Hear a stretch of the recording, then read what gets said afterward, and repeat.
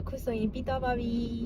တနားကြီးကြော်ပဲကြာလိုက်ဘယ်လောက်ကြာလဲဆိုလို့ရှိရင်ရန်6000ခွဲလောက်ပဲကြာရပေါ့နော်ပုံမှန်ရှာကန်းဝင်လို့ရှိရင်အနည်းဆုံးဒီလိုဖဆူရှာပေါ့နော်စုရဲ့ခရူမာကြတော့သူက white plate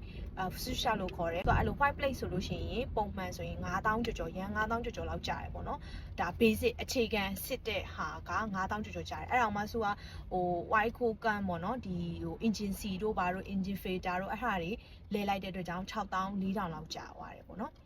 အဲ့တော့အရန်အများကြီးမကြောက်ဘူးเนาะအရင်တစ်ခေါက်ကကျတော့တာယာတွေလေးလုံးစလုံးလဲလိုက်တာဆိုတော့တသိန်းကျော်တသိန်း1000လောက်ကြာတယ်အခုကကျတော့တာယာလည်းမလဲဘူးဘာမှလည်းထွေထူးပြင်စရာတွေလည်းမရှိတော့6000ကျော်ပဲကြာပါတယ်ဘယ်လိုရှိကတာပြောမယ်ဆိုလို့ရှိရင်ကုန်မယ်လို့ထင်တာပေါ့နော်ရုံးမှာဆိုလဲဂျပန်ကြီး10,000လောက်ကြာမှာ10,000လောက်ကြာမှာဒါပေမဲ့ဖုန်းဆက်လိုက်တဲ့အချိန်မှာ तू က9000ကျော်ကြာမယ်ဆိုပြီး तू ပြောရပေါ့နော်အဲ့တော့အဲ့လောက်ပါပဲရောတိတိုးဒီပေါ့နော်အမှန်ထားတဲ့ကို estimated တွက်ထားတဲ့ပတ်စံ amount တစ်ခုလောက်ပဲဆိုတော့ပြီးတော့ပါပြီပြီးတော့အခုဒီ sire လေးကပ်ပေးလိုက်တယ်ပေါ့နော်ဆို sticker လေးထုတ်ပေးပါလေနောက်ထပ်2နှစ်ရှာကန်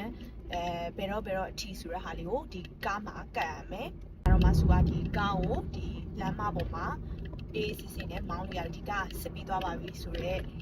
document ပေါ့ကွယ်ပြောမယ်ဆိုလို့ရှိရင်ဒါဒီနိုင်ငံမှာဂျပန်မှာကားရှိတဲ့လူတိုင်းမဖြစ်မနေလုပ်ရတဲ့ကိစ္စပါအဲ့တော့ပြီးတော့ပါပြီနောက်ထပ်2နှစ် ACC လို့ရပါပြီ